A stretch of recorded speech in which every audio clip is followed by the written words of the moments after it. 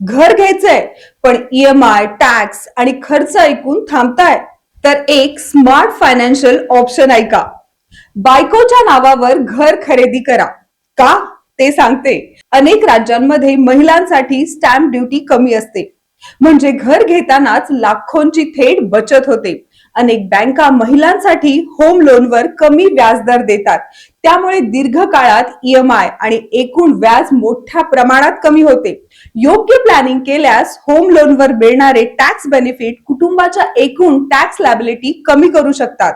पण लक्षात ठेवा, हे फायदे मिळवण्यासाठी पत्नीचा ऍक्च्युअल ओनर असणं आणि लोन डॉक्युमेंट्स योग्य असणं खूप गरजेचं आहे.